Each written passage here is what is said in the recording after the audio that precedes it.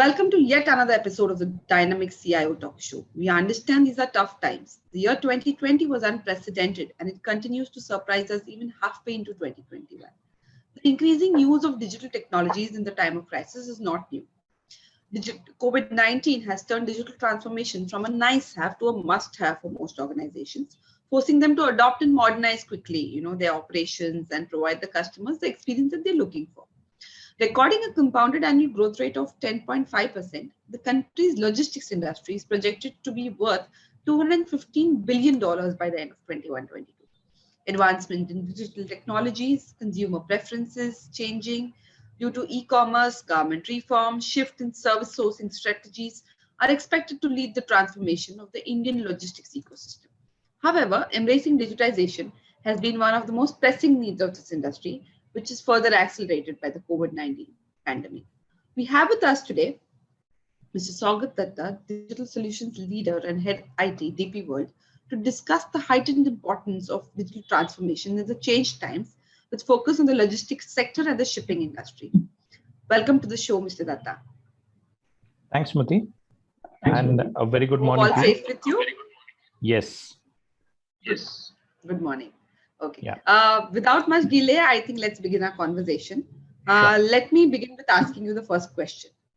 From March 2022, when the first lockdown was announced, there has been an accelerated shift in the digitization. As I said, it has now become from a nice to have requirement to a must have requirement. How do you see this shift?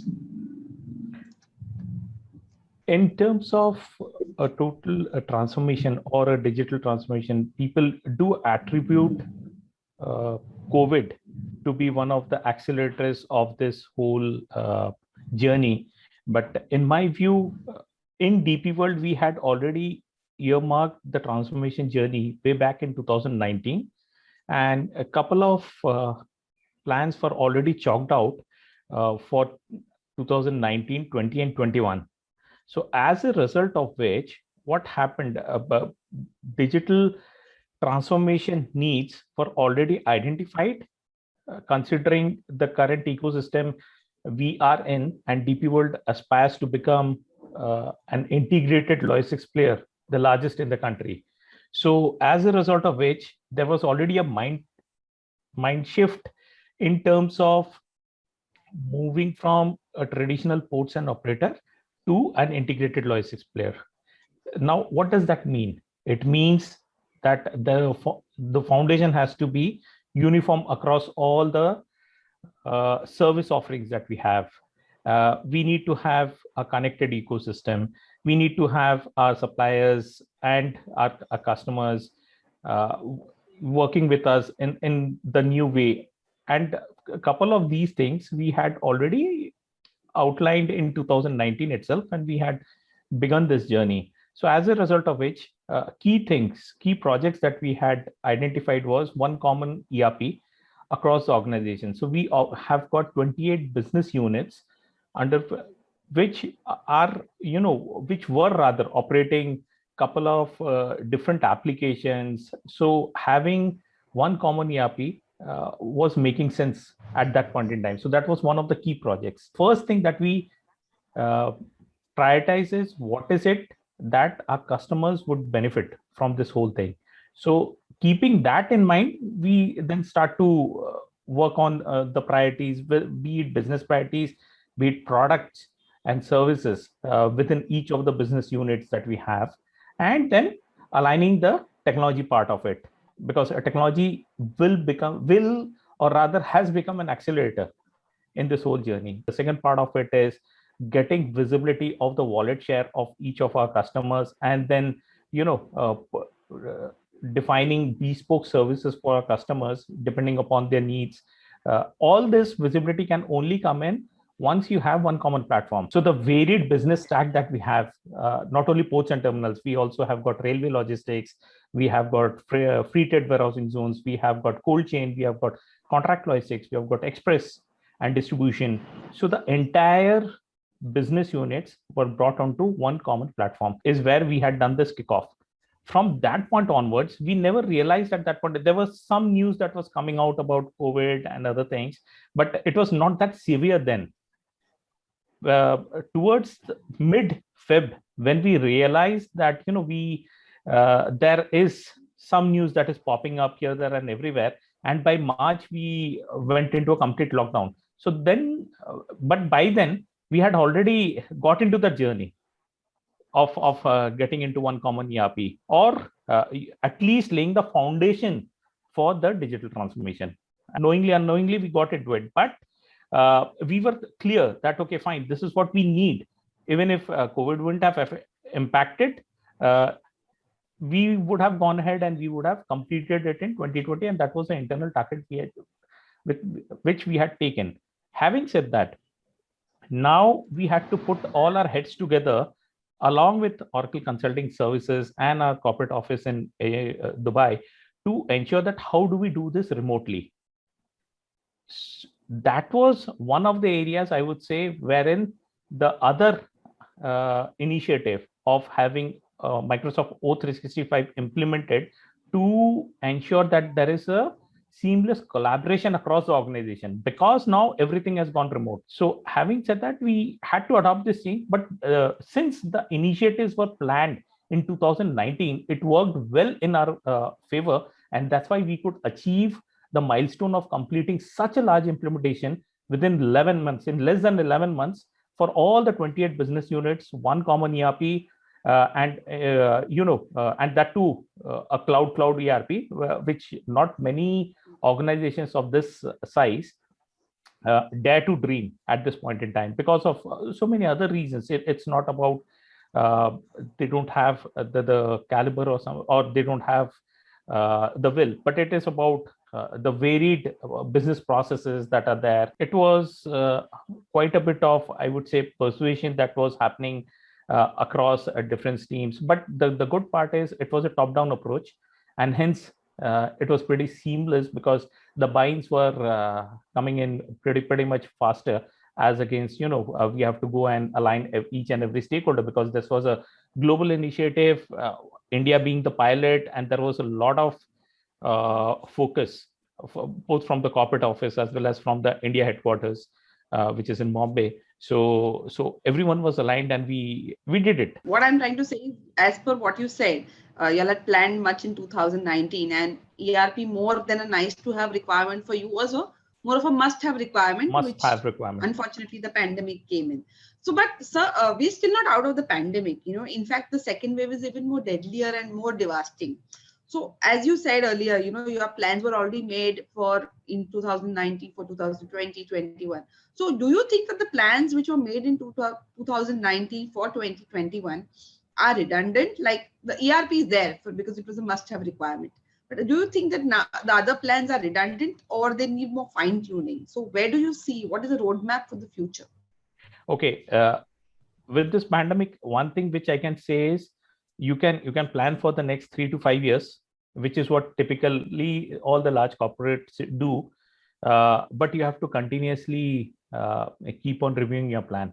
That is one learning, that be it your budget planning, be it your customer pipeline, everything, people have to do it much more periodically, as against the erstwhile days wherein, we used to freeze on a plan, and then we will be coining terms like, strategy 2020, strategy 2021, or strategy 2022, way back in probably in 17 or 18 or 19 for that matter. But now all these things would typically mean that we have to closely watch the plan. What are the activities that we had earmarked for the next couple of years? We have to relook, we have to revise them, and we have to bring in certain initiatives that would take priority, or we have to stall certain ones which do not make much impact in this whole journey. So coming to your point, in terms of whatever we had planned in 2019, are we good? So we had to prioritize some of these initiatives. Say, for example, we had planned for the asset management as an application. And just to remind you that DP World is a very asset heavy organization. We operate ports. Okay, so the nature of the equipments, the nature of the assets that are being used across these organizations are pretty expensive. The spares, we need to plan it, because any spare that goes, and that too, considering the impact on the supply chain due to the COVID. Okay, so all these things need to be planned. So we realized that bringing a maximum implementation. So while we were doing the ERP rollout, we also realized, and there was a sudden push from our ops and engineering teams, that we need to plan for the maximum, because we don't have visibility of the assets, and if something goes wrong, our port operations will get stalled, and that means that it is going to be a severe impact in terms of port congestion, customers unable to import, or they're unable to export because certain equipments, be it the large cranes that we operate, or certain equipments that are used to move the containers, or load the containers onto a ship, or offload it from the ships.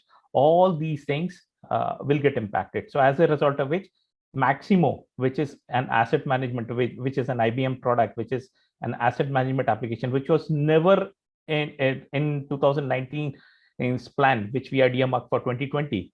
We were thinking that by 2021 we'll get started after the ERP gets over, but we prioritize that. We took it on priority on a war footing, and then we went live somewhere in Jan 2021 is wherein we did it for one of the ports, and then subsequently we did it for the remaining 4 ports. My only 2 cents of advice would be to continuously monitor those plans, continuously monitor the priorities, and ensure that we are far more agile and nimble as an organization, so that we are able to prioritize certain things, deprioritize certain things.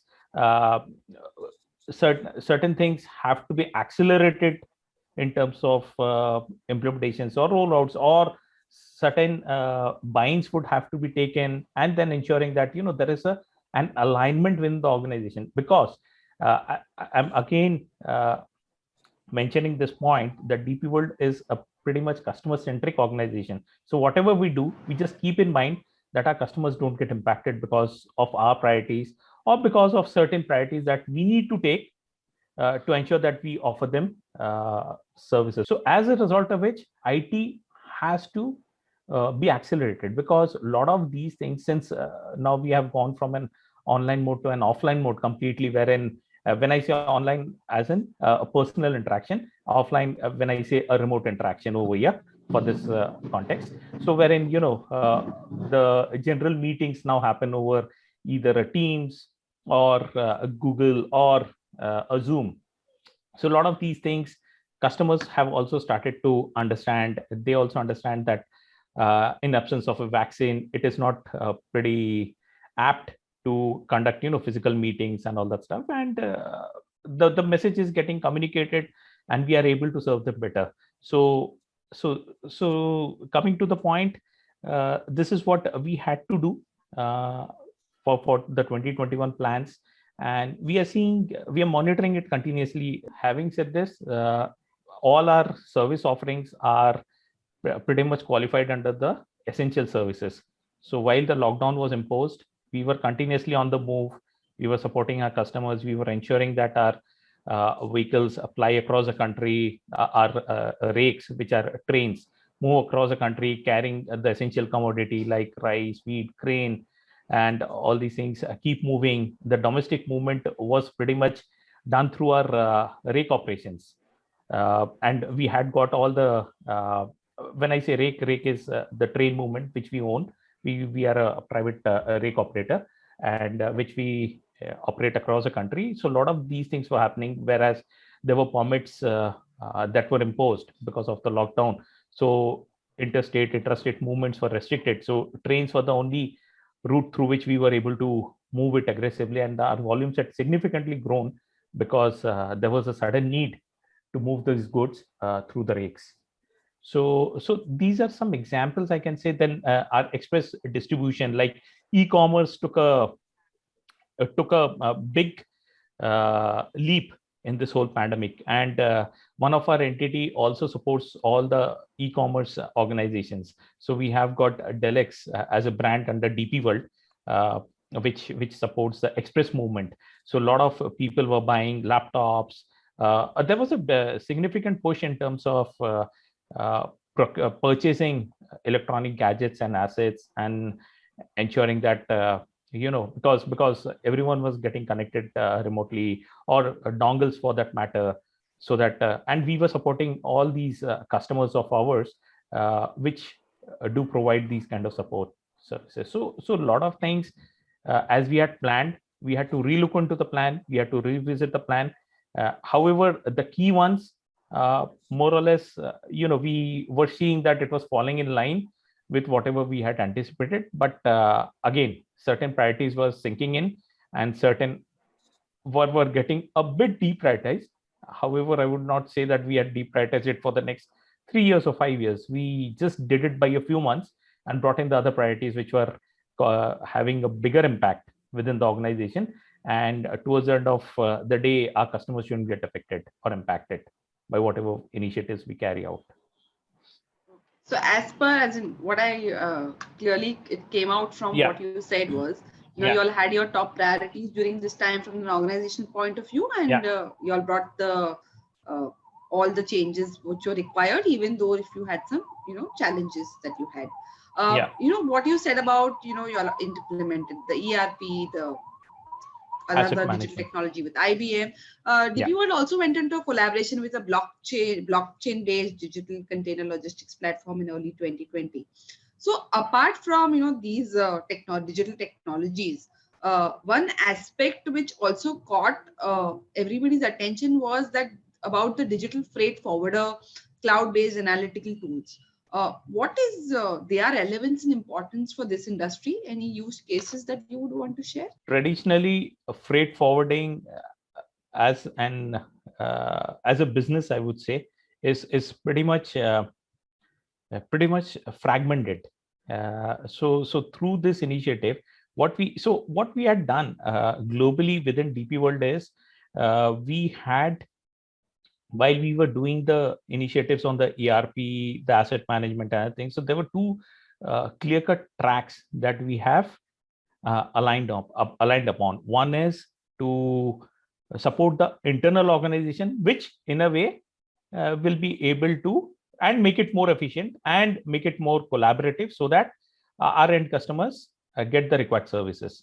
The second part of it are the customer-facing applications or the portals, which fall under the brand of Cargos. So Cargos is what we have started working on with our technology centers based out of Hyderabad, Dubai, Bangalore, and several other cities, because initially we were planning to have it at one central location, but with lockdown and COVID, we realized that people are preferring to work at their respective hometowns or the cities from which they belong. And there has been a drastic, and with this work from home, it made all the more sense for them to give them that comfort, so that they are with their family, they are able to take care of their day-to-day activities that are, or that could have caused disruption if they were staying away from their families. So as a result of which, what we have done is we have ensured that some of our technology teams are spread across several cities. This way, we are able to get better talent. No one has to come to one specific location for work, and we are also able to provide them flexibility in terms of working from their respective locations. That is one. As a result of which, we started working on Cargos as a brand, and the Freight Forwarding Alliance is more of a collaboration or ensuring that the complete ecosystem comes and gets onboarded onto the DFA, the Digital Freight Alliance, and then certain other platforms that we have launched, the Cargos Trade, Cargos Finance, Cargos Runner, which is for the freight forwarding community, then Cargo Flow for track and trace and visibility, then Cargos Logistics, which is going to be the single window, which is being worked upon, which we are going to launch in very soon, which is going to be the single window for our end customers. Okay, so a lot of these things also got initiated sometime in 2020. We realized that there was a need, Having said that, I will again come back to this point that in 2019 itself, all these things were thought. In 2020, just because we had all the teams onboarded and then we had the business cases completely ratified by the business leaders within the organization. So hence there was an accelerated. I would say there was an acceleration in this whole journey of implementing all these platforms. Okay, so Digital Freight Alliance is more of collaboration, which I would say for the complete ecosystem, because you can only be successful if your ecosystem is robust enough. We realize that need, and because of which we have taken good care of our partners, which we have taken good care of our vendors, the people who are supporting us. In fact, in this whole journey wherein we see that some of our contract laborers, because we as an organization or as an industry, we work with a hybrid approach wherein we have got few people who are mostly on the management cadre or on the management side, are mostly on DP World payrolls. We also have an ecosystem of partners and manpower who come from a third party labor contract and stuff like that. That is true for all the organizations within the logistics space. So we had to ensure that all of them towards the beginning of this year get vaccinated as well, because it's all the more to ensure that the complete operations continue to happen. And there were arrangements made for them to stay within our ports and terminals, and wherever it was possible for them to stay there. So this is just one example. Also, what I would say is this, to ensure that there is a collaboration, there is a lot of collaboration, which means that we are able to successfully fulfill our customers' promise, because of which this platform was being launched. Coming to the blockchain piece, yes, we did some pilots with NEC at that point in time. However, the Indian banking system is yet to catch up on adopting the blockchain piece. Hence, we are just holding it back once we get a nod from all the banking partners. Because see, in blockchain, what will typically happen is the complete ecosystem has to be blockchain ready. It cannot happen that only DP World is ready and the banking system is not supporting, or the customers are not getting onboarded. Then that will not be a successful rollout, I would say. So we had made an announcement, and we had done a pilot by saying that we are blockchain ready, but we also did a thorough due diligence with some of those leading banks with whom we work. And they have said that in India, they are yet to get a nod, because of which we had to hold it for some time until we get a clearance to go ahead and do it. But in Dubai, there is already a blockchain platform which is being offered to our customers, or ensuring that the ecosystem is getting onboarded over there, because over there, there is a clearance. Okay. So what I summarizing of what you said, you all believed, and DP World as a company believed that digitization was required not for the company, but it was required for the whole ecosystem. And you all ensured that the same happened even in the pandemic. And because you all were because it was a part of your plan already in 2019, it became much easier because all the teams and everything were already onboarded. I'll just take a moment to explain the difference between digitization and digital transformation. Sure. Okay, so digitization essentially means the implementation of certain off-the-shelf products and ensuring that the organization adopts to a certain way of working because of those implementations. So this would typically be an O365 implementation to ensure that there is a lot of collaboration within the organization, and obviously now we can extend it to our customers also, so that we can have a seamless interaction. The ERP implementation again is more for within the organization, but towards the end of the day, we have to make payment to our vendors, we have to make payment to our customers. All these things will happen if you have one common ERP, and then there is a lot of visibility that is available through these platforms. Transformation on the other side means whatever you roll out in terms of these portals, or be it any application or any solution, be it an IoT solution and all, how are you able to derive meaningful insights out of the data that gets captured onto these platforms, and you are able to offer some services depending upon the customer's behavior, depending upon the pattern that is being observed through the data that is getting captured and all that stuff. So transformation only happens. You can implement an Oracle, but if you are able to see the data and just keep it just for your monitoring perspective, then it just becomes a normal digitization initiative. The moment you derive meaningful insights and offer bespoke services and do something more basis the data, or you take some corrective action within your organization because the service levels have dipped a bit for a specific customer or a specific set of customers. So all these things get qualified under the digital transformation piece. As I said that, now that we go ahead, digitization will shift gears. What you think some of the changes that the industry's digital leaders shall anticipate? How should they be prepared? And apart from that, what you spoke about the digital, how can digital transformation revenue, change the whole shipping and the logistics industry post COVID-19? What would digital leaders anticipate? Okay, so in terms of digital leaders, I would say they would need to look at the priorities, look at the way the customer behaviors are changing. So earlier, everything, as I was mentioning, used to be more physical in nature, used to be that the interactions used to be more face-to-face or in-person meetings. So all these things are going to change. That means that we need to have better collaborative platforms. With collaborative platforms, we also need to ensure that there is a lot of security aspect. The IT security is robust enough because a lot of things are going online.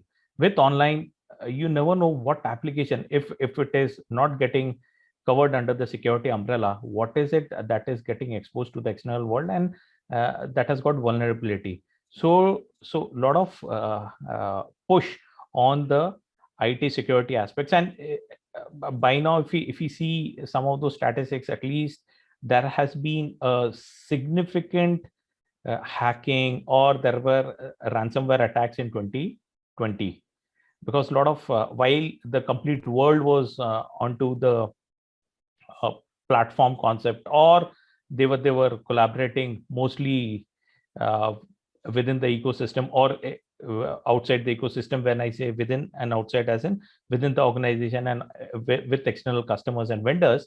So there were continuous attacks by the fraudsters, I would say. A lot of platforms were getting cloned overnight, and then it was made to appear as if that is the platform of a specific organization, and then you start to make those transactions. So a lot of these things actually mean there has to be robust security whatever we do, because we can ensure that we can have the best of it, but without security, that is one area wherein we will lose a significant market share, because our reputation will go at stake.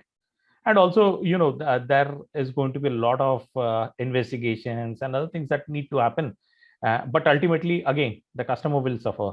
So a lot of these things in terms of cyber security, in terms of cyber audits, in terms of strengthening IT security for all these launches that happen, are going to be the utmost priority. It has to be an ongoing thing. Earlier, it used to be more of an audit aspect, that since there is an IT audit, we will be spending on this.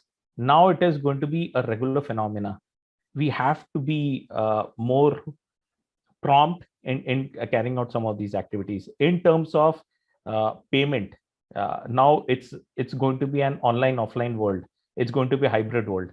Majority of it will move online, and couple of things in terms of storage, physical distribution will still continue to remain offline. However, the payment, now everything is going for all the complete world is now embracing the contactless deliveries, contactless payments. So that means that a lot of these aspects in terms of payment, new solutions would need to be created. Then in terms of avoiding the transactions physically, wherein a lot of paperwork being used, so a lot of automation will need to happen. And mostly you will see that very minor things like a digital signature, or sending out the invoice copies online, or storing it somewhere and the customers can download it themselves. So a lot of these things will start to happen. I'm specifically talking from the logistics industry, which is which is where we see a lot of these things will happen. Cloud as a journey will become, and that too, hybrid cloud will be one of the utmost priorities, because a lot of infrastructure to connect remotely will become more relevant. It will no more be an on-premise, a server setup that will happen, and then you need to have an army of people to support that. Might as well move everything to the cloud and ensure that that supports the business things.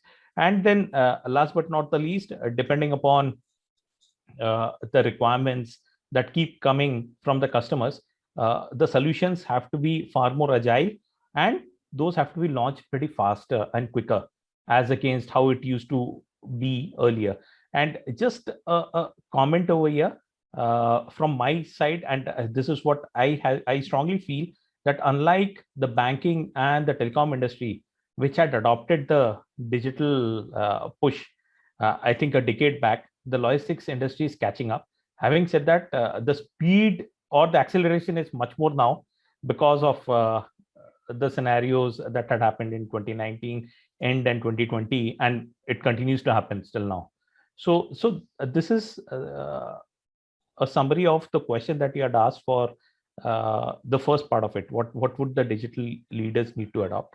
The second part, and last, one more thing which I forgot to mention, and that is more on the mobility, the ease of doing business over mobile, because mobile is being used tremendously for anything and everything. I mean, as I said, I always keep on saying that Amazon has actually pampered all our the Indian customers or the Indian consumers. So as a result of which, the Amazonian effect, be it, and that's a very good example of an organization being far more agile, because I always admire the way they launch things, the way they have been supporting us for the last 1.5 years, and ensuring that the deliveries are on time, the payments are happening seamlessly. So all this is happening because their mobility is pretty much stronger. So pretty similar to that, all the organizations would also need to think,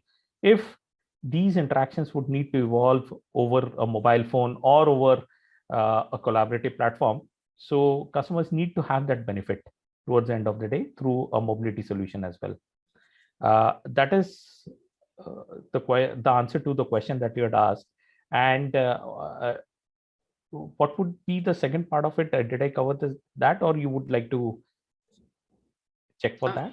No, you almost covered that. The second part of the question was the digital transformation, which what will be the future of, I mean, what will this industry see in terms of digital transformation in the future post COVID-19, and how it can help. Yeah.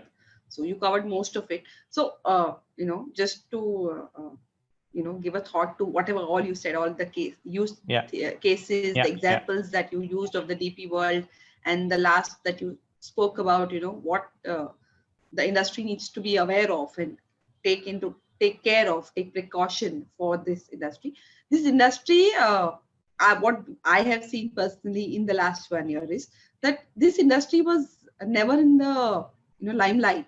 Now that with the COVID pandemic, I think this industry has, everybody's realized the importance of this industry, and this industry is actually a frontline warrior, especially in this pandemic. Absolutely. And hats off to all the frontline workers who are part of every logistics, shipping, cargo movers, freight forwarders, everybody who's taken the front line and ensured that everything reaches us, we as the customers. For example, even if you talk about the Amazonian effect or cyber security, also what you talk about also, ensuring that my parcel when I order online reaches me is the logistics industry, which is ensuring that, and we never actually alert to it. Now everybody is talking about VFast, Porter, stuff like that, and which were never used Big Basket. so Big much. Basket is Big Basket has done a tremendous all of it. A tremendous job in this whole pandemic, I would say. So I think this industry is now getting its dues, getting its recognition in the not only in India but I think worldwide, if I understand it well. Thank you so much, Mr. Datta, for your time. I was really I don't know what words to use, but the way you as an industry put it, that the way y'all planned it, the way y'all implemented DP World as a company, and what you spoke in the end for what is the future roadmap for this industry, and from the point of view of digitization and digital transformation, I think I added really a lot of value. So thank you so much for your time. And on behalf of Dynamics CI, I would like to thank you. Thanks, Smruti.